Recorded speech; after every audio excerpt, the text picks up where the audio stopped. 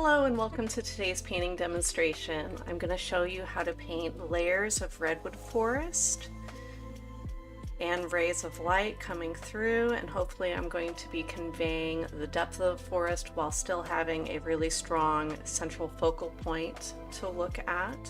There's going to be, I'm going to use some atmosphere to create separation and depth, and I'm going to bring the foreground all the way up to your feet with some small vague forest plants. So that's the plan for tonight. I have a couple of reference photos on the art community Discord.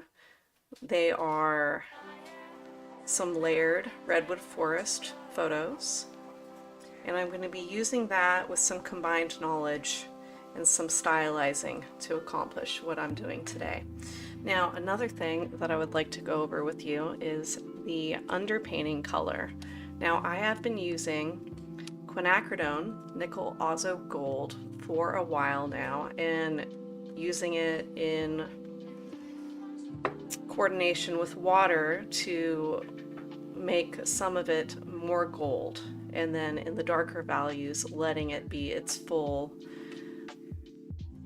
brown gold in all of its brown gold glory. You can see here on the label. Now, this pigment has been discontinued, leaving a lot of artists wondering what we're going to do next.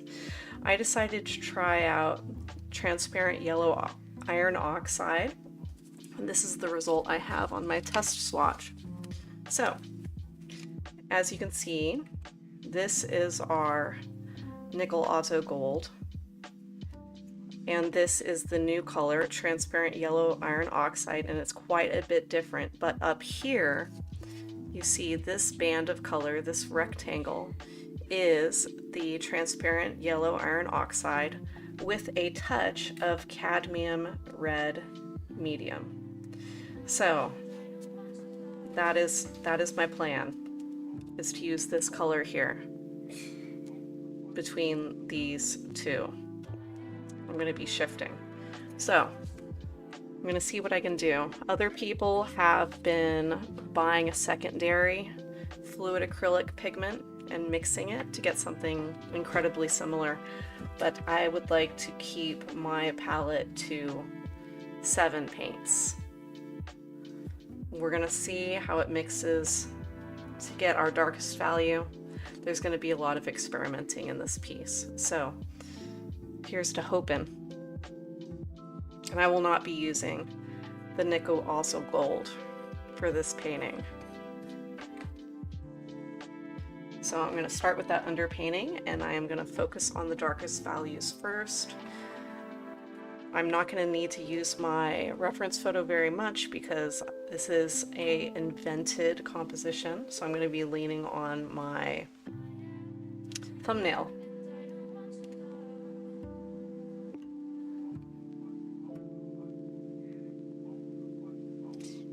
This paint is already the light gold color.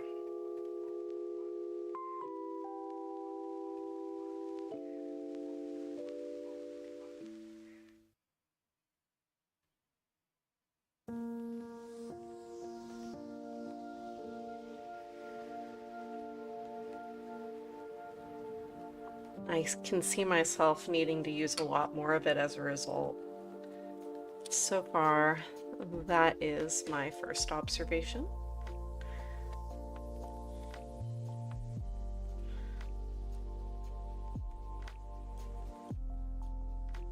I do like the way that it's highlighting all of our graphite.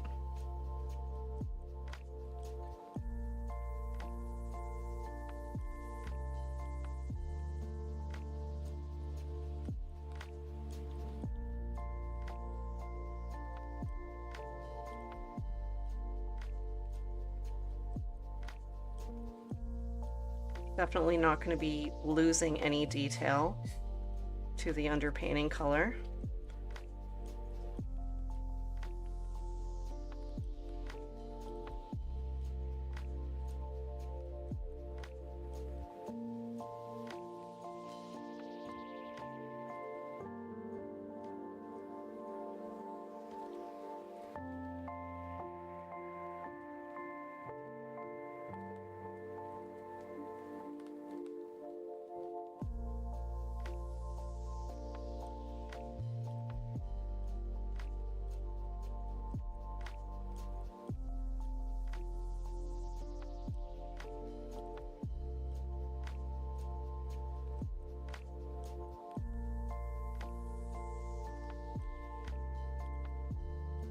There's our distant background trees.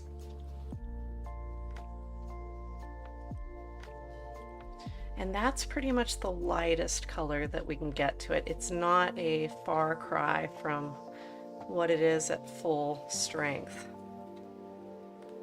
Okay. Now if I take that red, the cadmium red, and mix it in.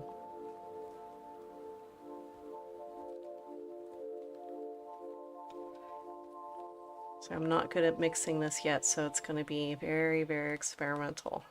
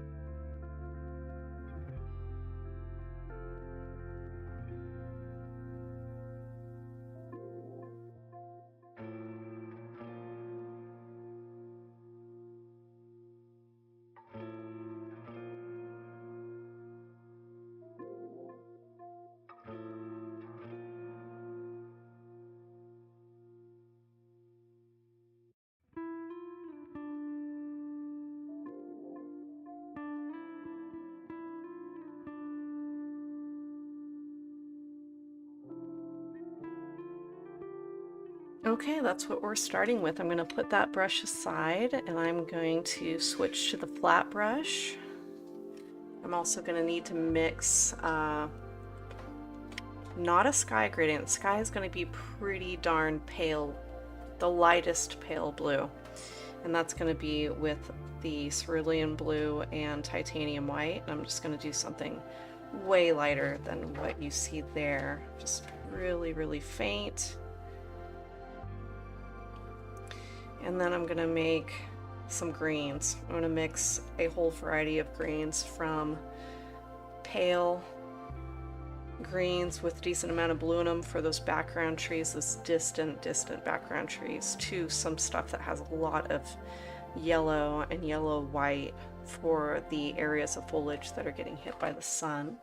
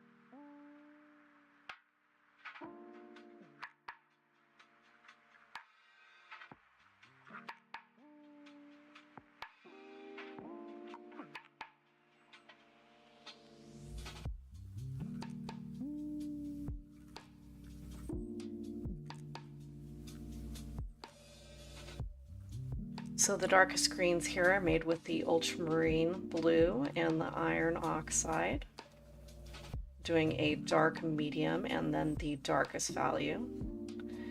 And then the lighter greens are done with the cerulean blue and the cadmium yellow light. And I am going to add a more muted variation that's going to have some white in it. Really soft green. And I'm going to need to pour myself some yellow because I need a bright yellow green.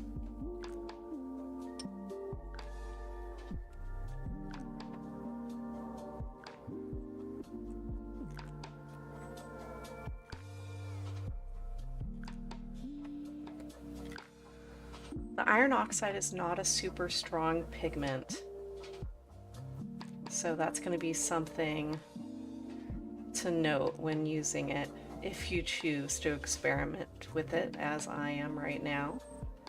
I'm not totally sold on it as a replacement. I'll need to see what it does with the darkest value mixing. Super curious. How I would usually mix a chromatic black would be 1 part ultramarine blue, I'll just do it here, 1 part quinacridone magenta, and I would mix that. That's pretty dark, it's a dark purple. Oops, I need a little bit more ultramarine.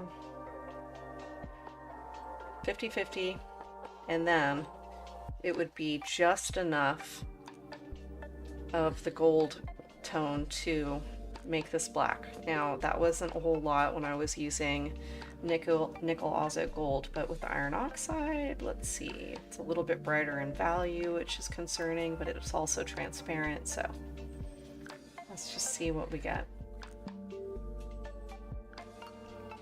May as well do a full test.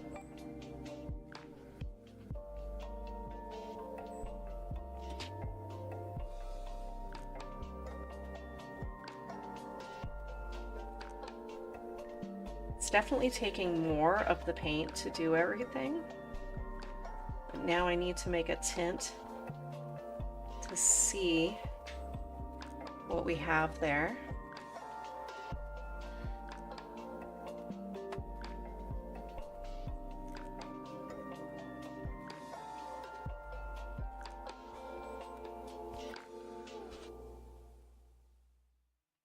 It's still a little bit of a cool gray.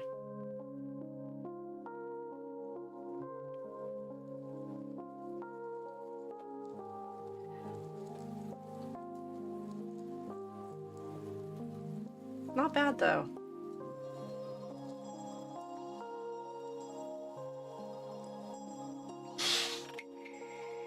Yeah, I think that would work. That would work for chromatic black just fine. That looks pretty good. Okay, so it passes that test. You just have to use a lot more of it. Maybe twice as much.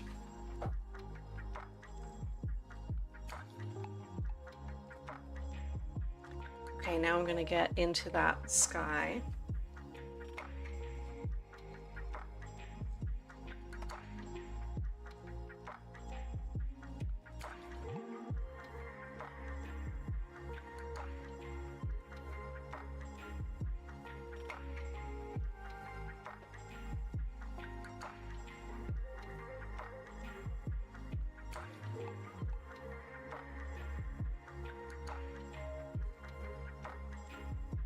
I'm going to go really light over the pencil so I can see what marks I made to keep myself on track.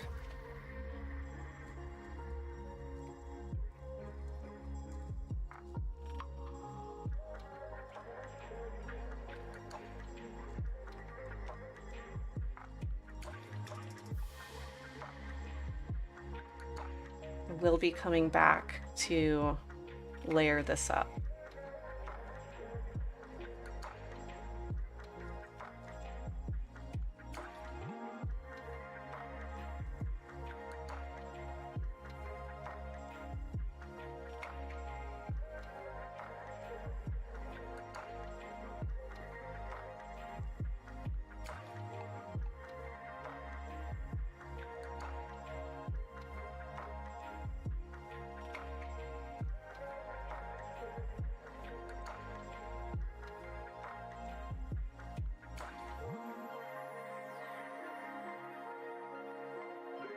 Now those distant trees are going to be that really, really light green.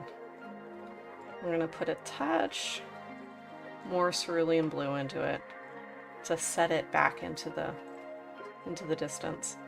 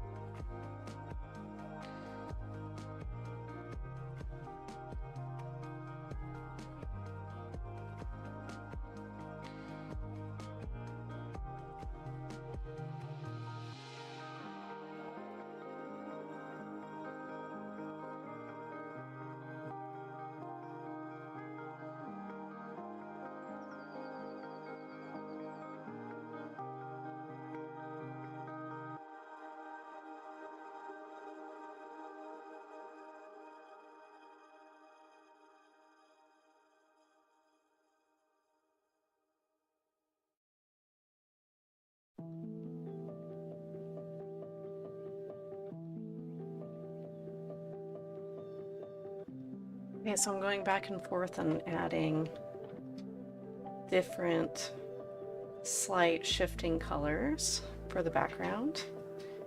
And I want to create the illusion of some light moving through those distant trees. So now I'm going to negative paint some sky shapes to give them some more interesting shapes, because right now they're looking real bushy. So this is the second layer of sky color I was talking about. And I'm just going to try not to cut into where any of the trunks would be, which in this type of tree is pretty easy to keep track of.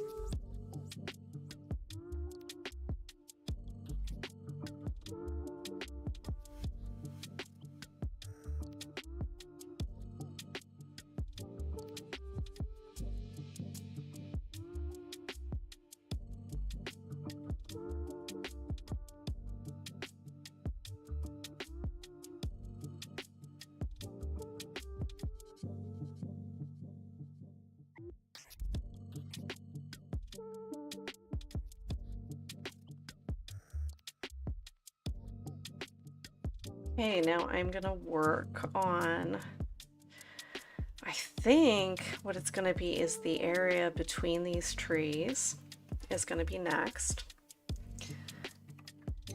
Most of this painting is gonna be done with this paintbrush, I believe, until I get to a point where there's details a little too small for it.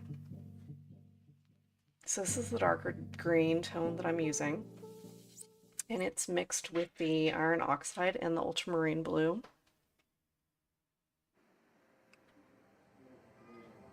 I want to continue to make brush strokes that are the same angle as the light beams to give that illusion that there is light moving through.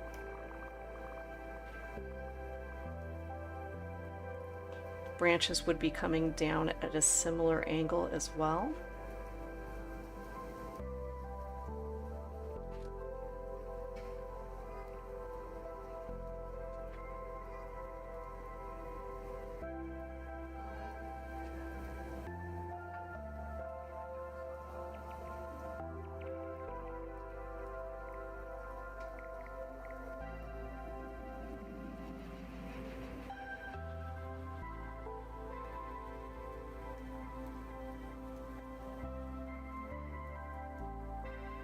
picking up some medium green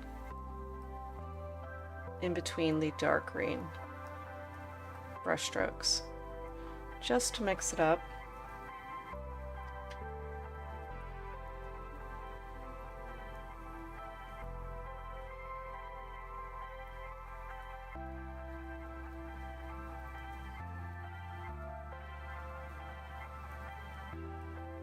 And then I'm going to get darker as we move down to the forest floor.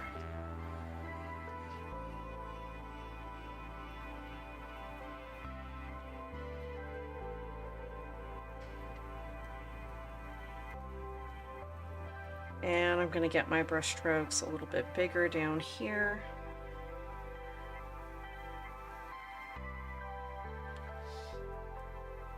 I'm going to detail these little plants in the next layer.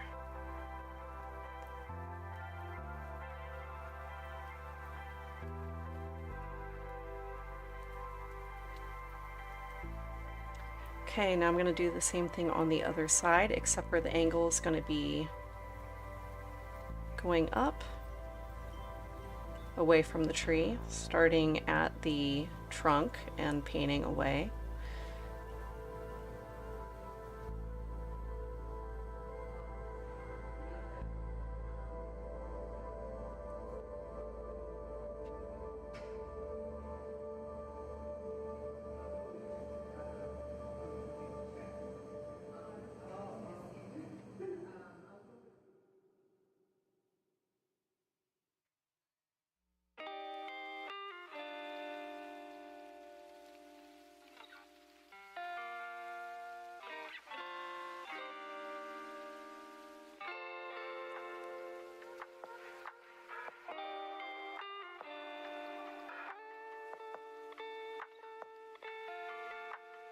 Okay, now moving to the dark green as I get closer to the ground, and then horizontal brush strokes as I am on the ground.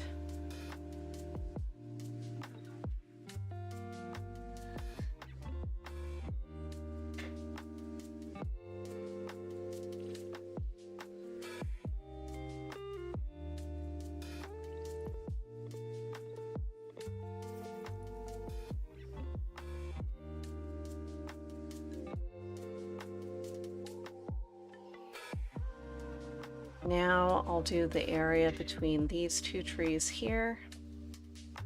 I'm going to use more medium greens.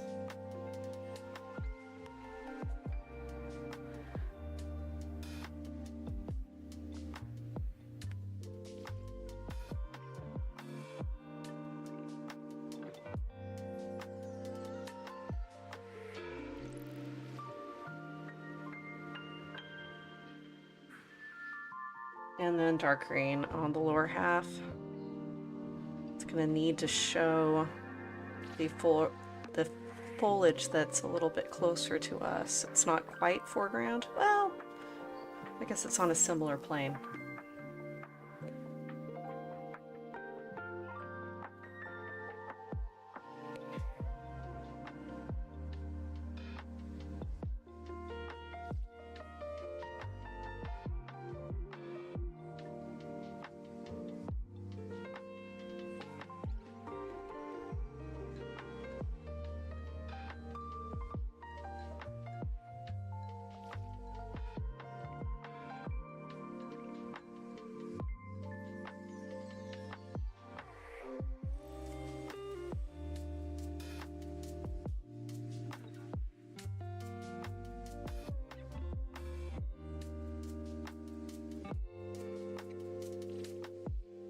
Now this area behind the light that's shining in.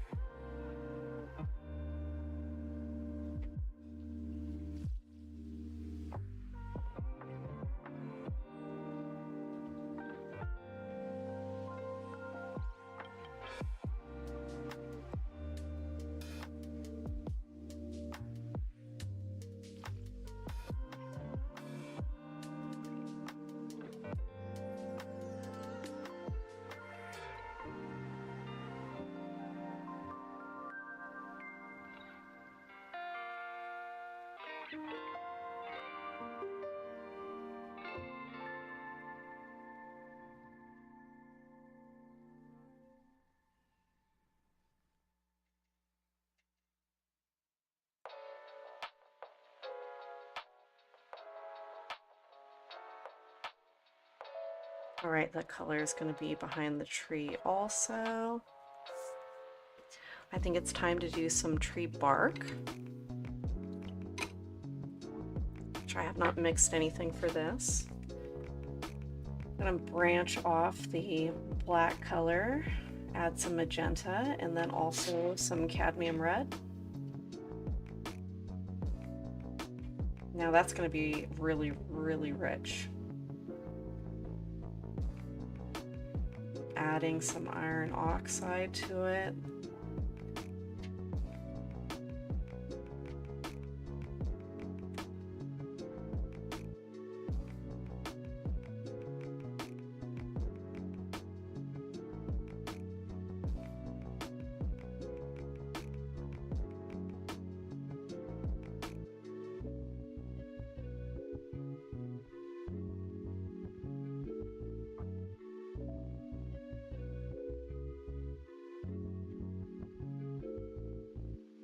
Added a little bit of cerulean blue, as you saw, just to see if I could tone it down a bit, but that doesn't seem to be doing it.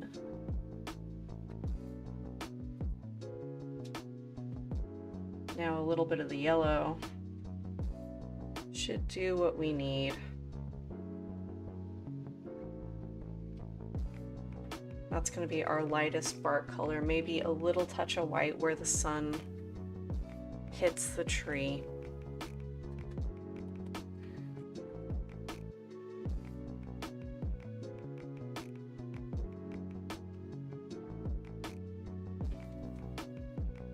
Okay, I'm going to pick up the flat brush again.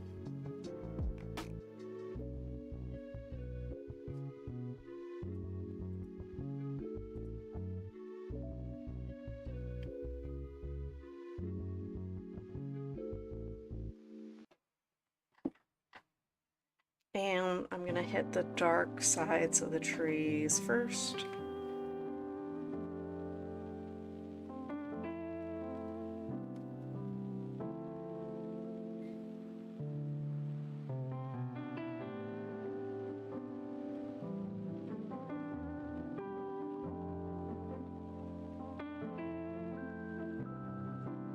And I'm just going to drag down over the foreground green.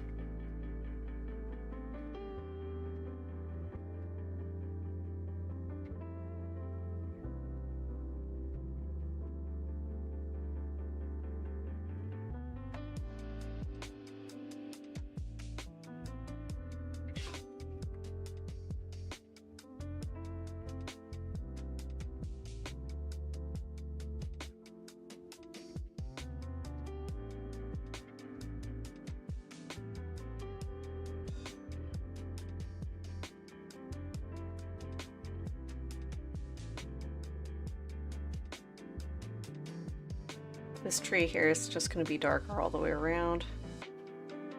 A little bit less texture. It'll get a little bit, just not as much as the other two that are a little bit bigger and a little closer to us.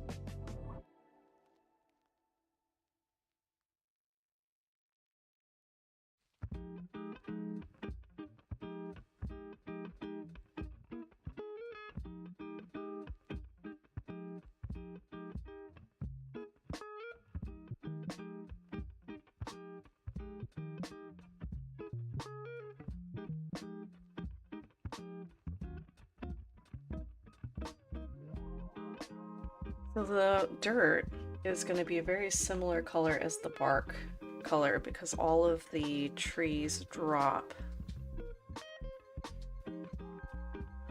their bark and plant material down on the ground, and it just, everything ends up being this really dark, rich red color. But I am going to dapple the path with light. I'm going to drag a lot of that brown back onto the green. And I am definitely having a challenge as far as mixing these colors. It's a lot of experimentation happening here, and I'm hoping that I can fix it with a lot of the overlapping foliage. But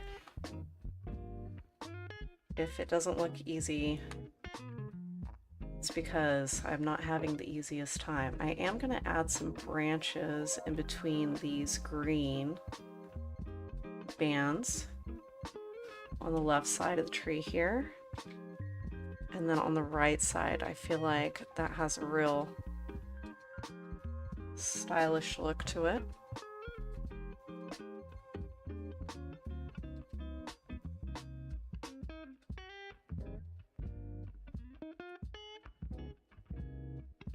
So far, my major critique of using yellow iron oxide is that it is, if I haven't said it again, which I may have, it's a fairly weak pigment.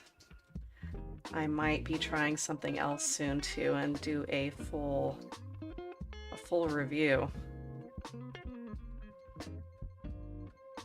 But we'll see. It's hard to tell because it may just be that I am not used to mixing it.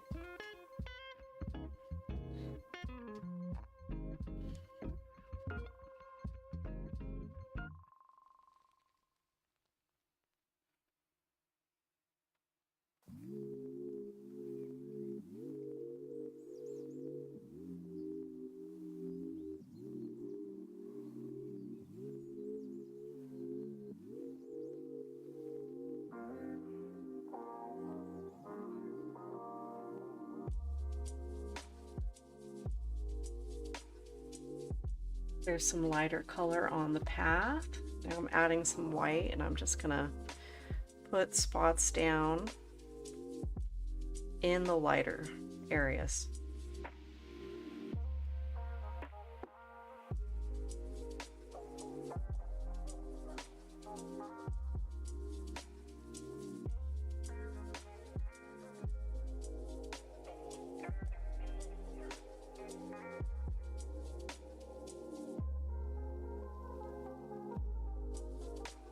I'm softening those edges a bit.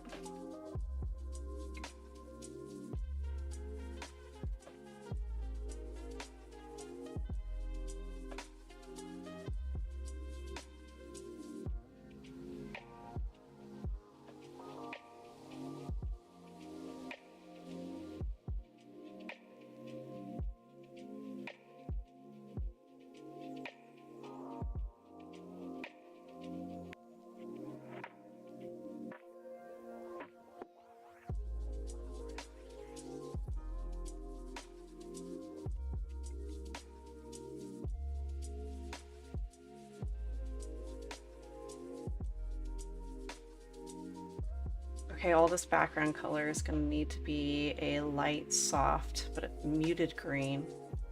I'm going to leave this brown in my paintbrush and go over to our white green.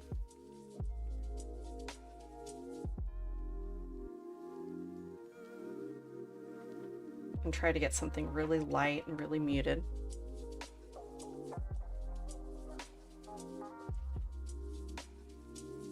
That looks about right. Let's try that out.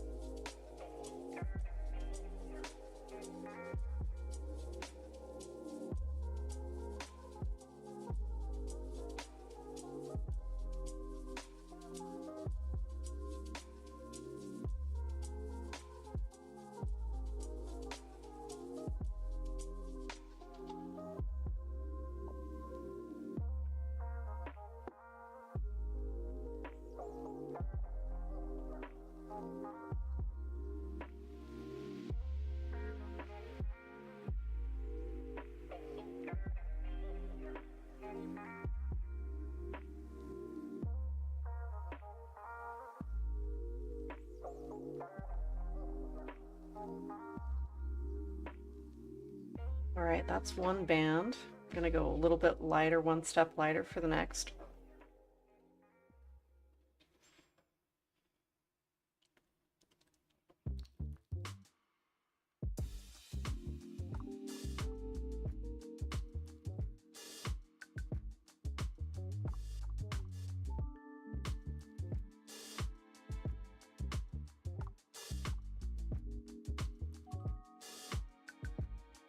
Ooh, except for if I'm paying attention to this band of color right there, that's actually should be a little bit darker. Darker, not lighter right there.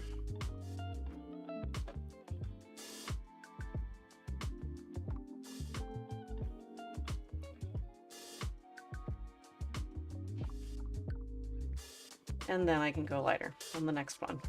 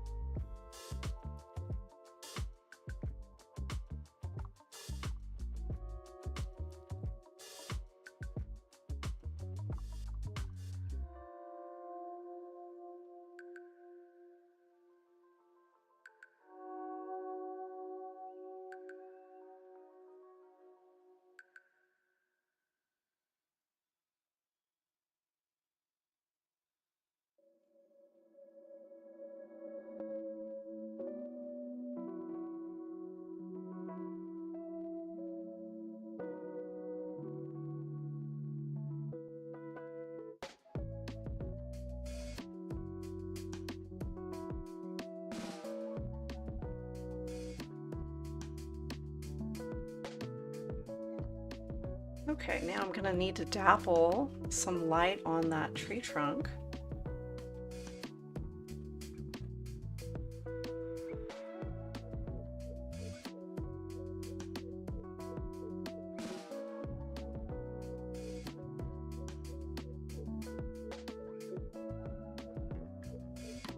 And a couple key spots on that side will be fine.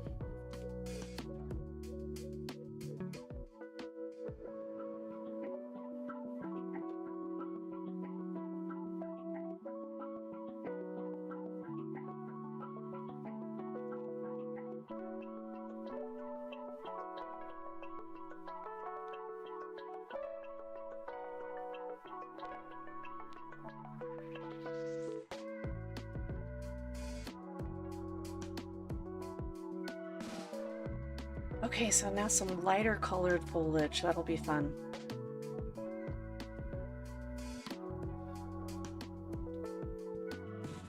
Gonna take this really, really bright green, add a little bit of white to it.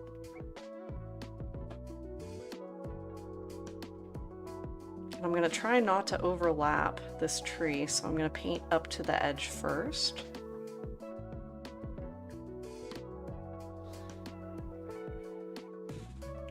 And then paint away from that shape.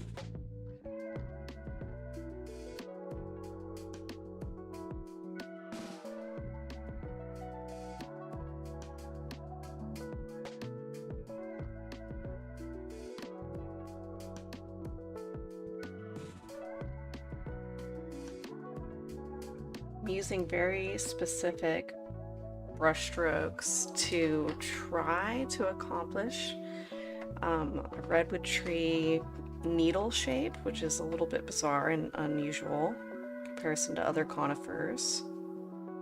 But this is all a grand experiment.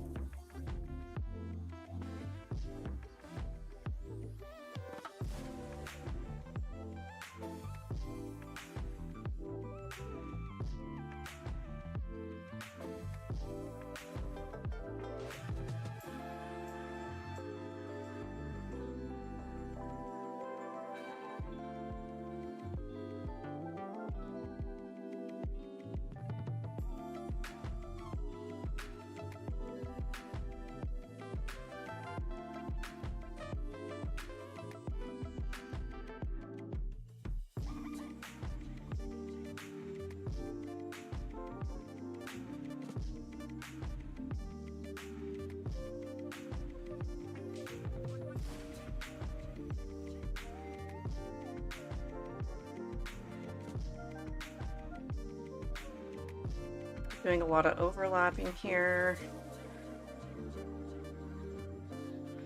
Trying to create a convincing texture.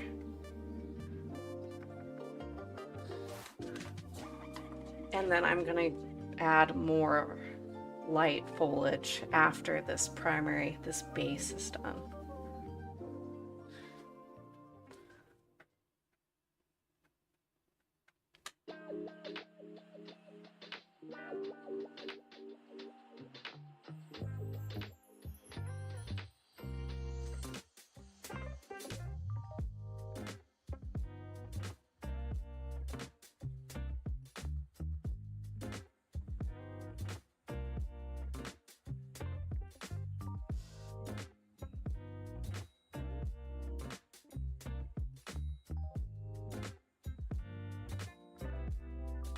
I'm going to add some medium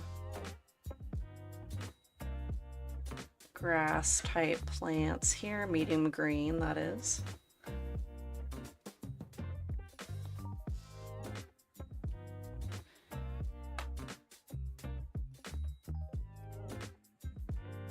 And then some dark shapes right over it.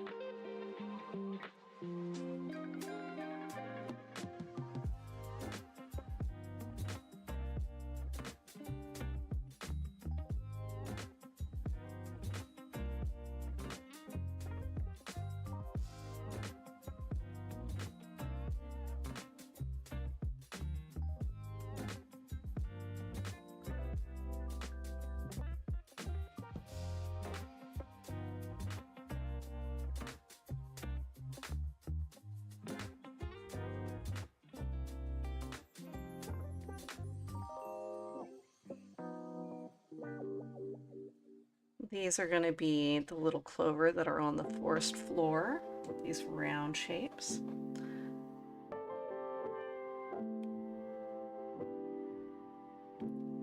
They're going to overlap the walkway a little bit here and there.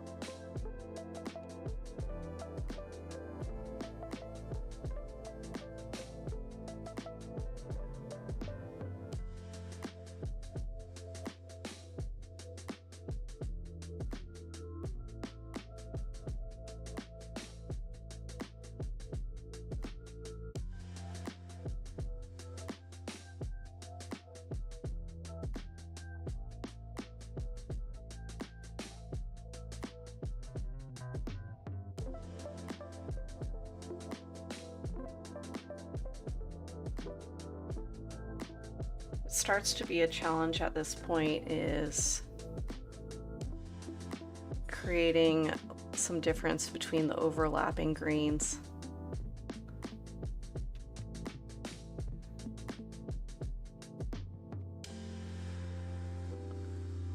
There's got to be just a little bit of subtle mixing to get them to stand apart from each other.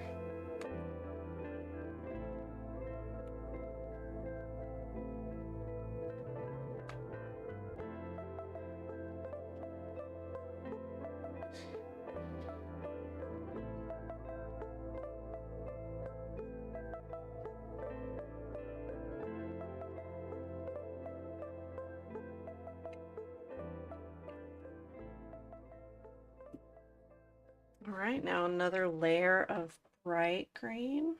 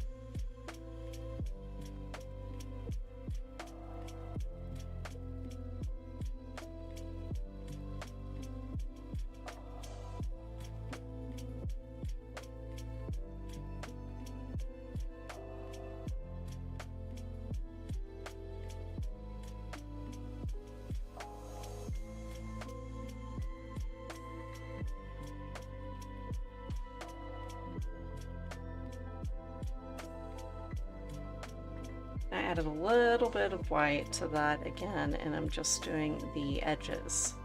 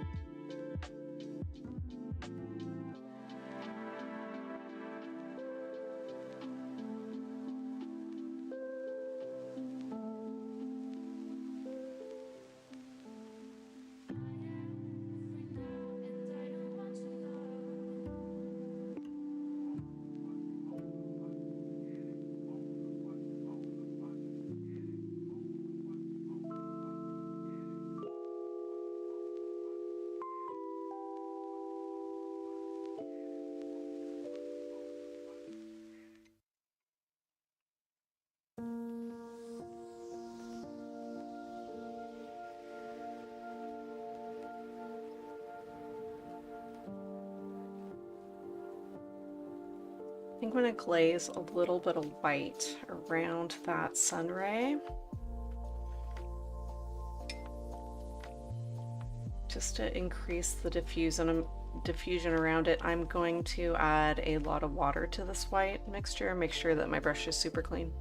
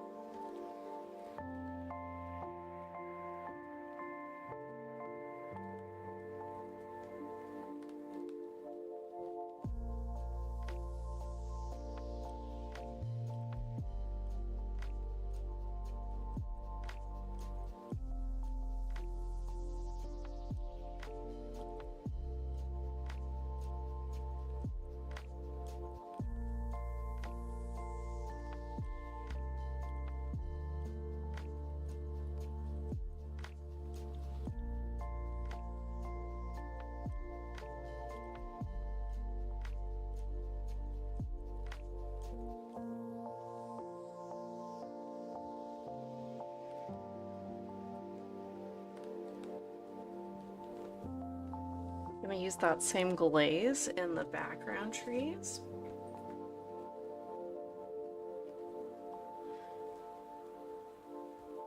Not everywhere, just in a couple places.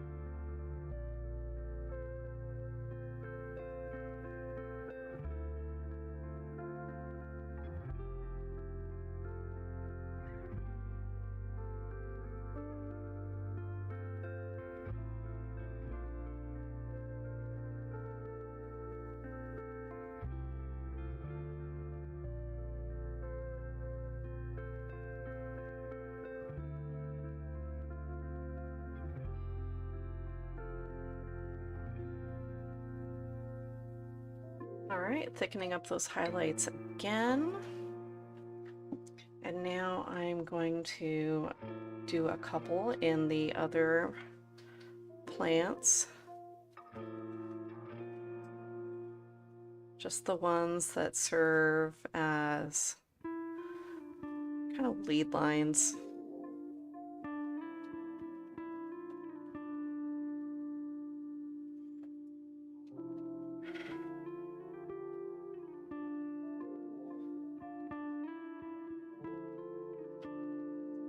Do want to put a fern in, or at least I had that thought, but I'm gonna have to switch brushes for that.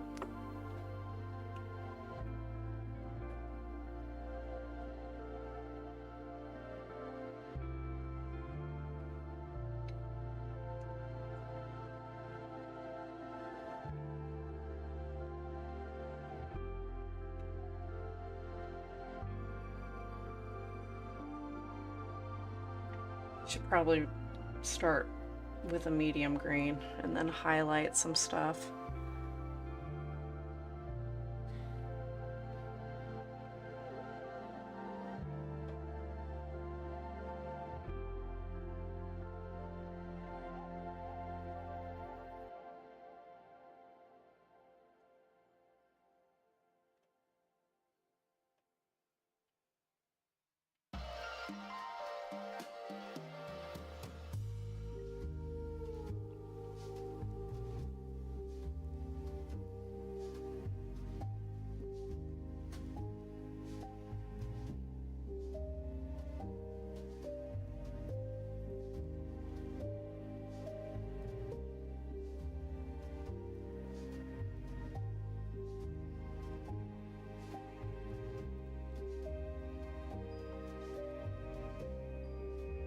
I want the base of the plant to just fade into the green.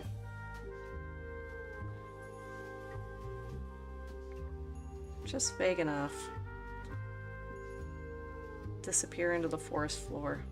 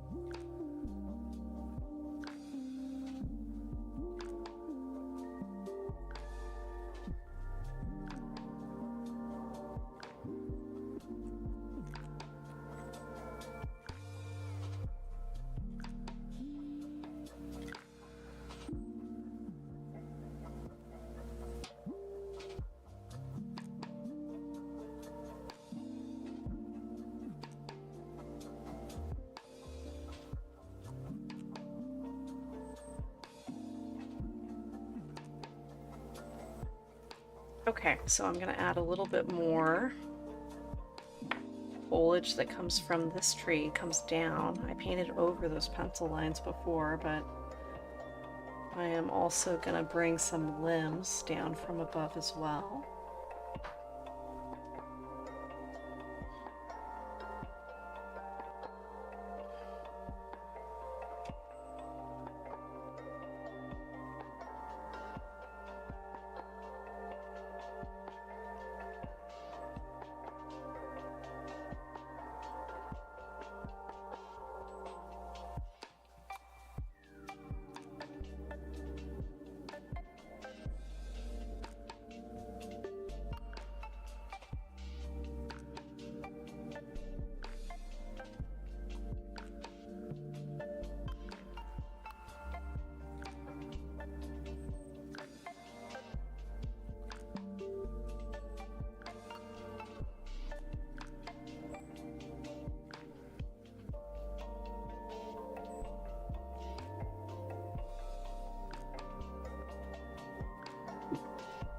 It's really a trick to get this form correctly.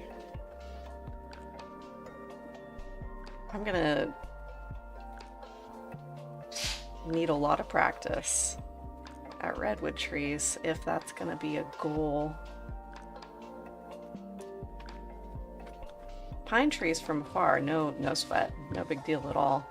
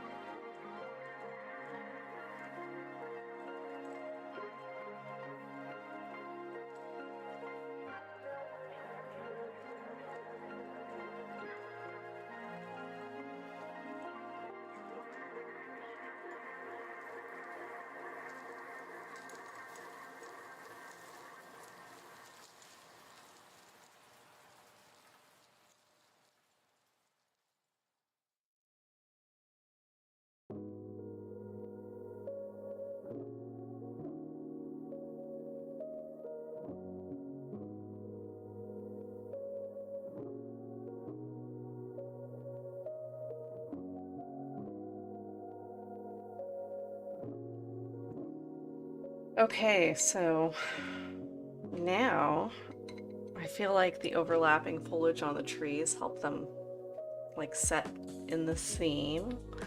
The light ray is okay. I like the fern. I'm starting to see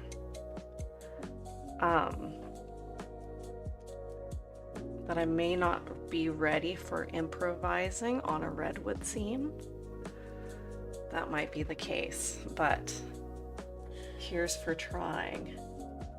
So what I would do in this case is I would go back to reference photos and study them and do studies of them and find out from those smaller studies how I would mix certain colors, how I would apply brush strokes, etc. to try to create what I feel would be successful. Now, also doing something difficult like this scene and testing out a new pigment is pretty ambitious.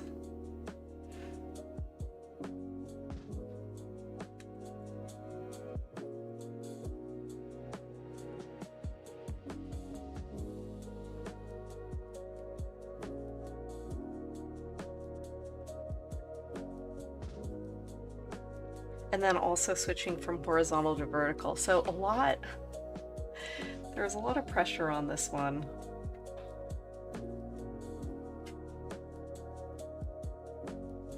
But I did get my watercolor paper back, so I can go back to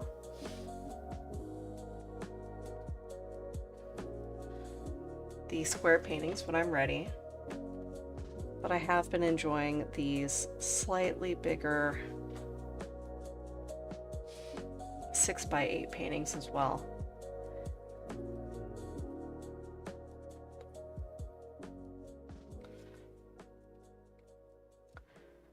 They do take 20 minutes to a half hour longer to paint, it seems, about.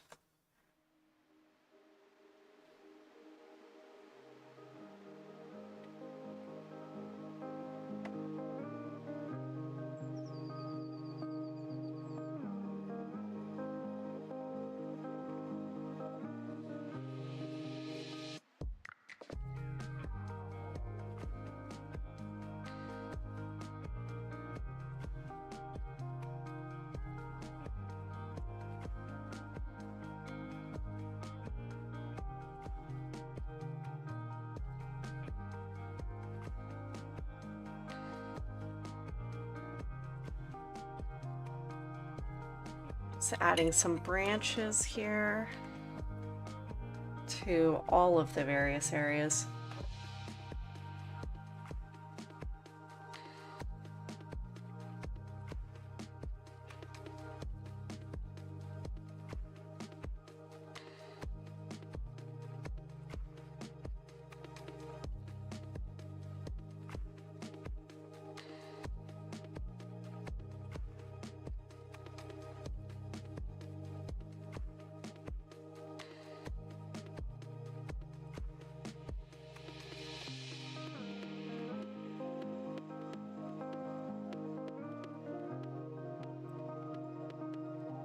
Part of me feels like the path is a little too orangey red.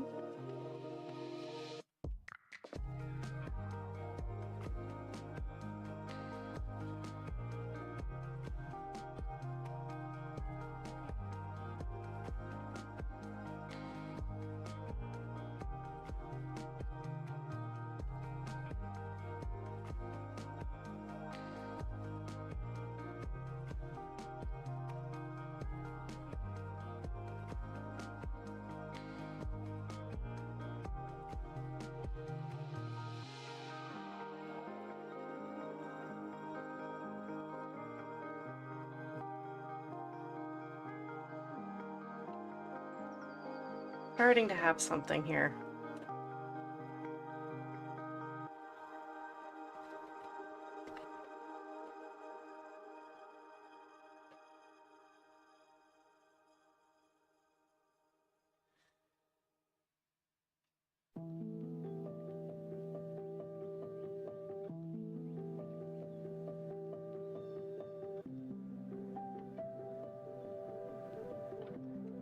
I'm going to highlight this trunk a little bit more. The edge of it.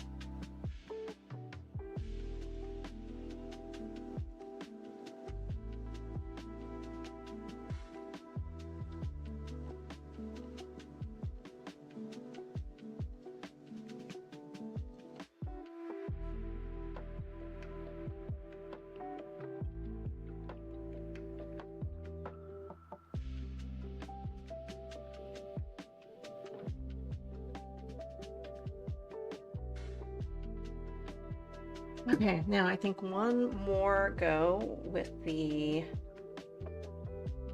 brightest bright.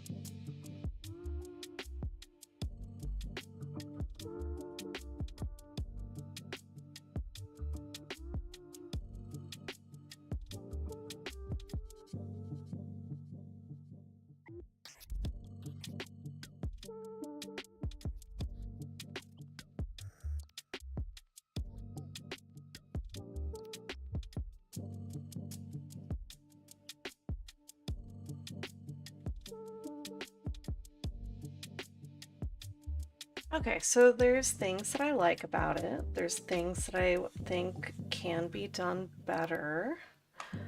But I think what's going to have to happen is I'm going to have to come at this again with a better reference image and really study what makes this scene work. But I think overall it was a decent try. It's going to be tough. It's going to be a tough nut to crack, so I think before we try this again,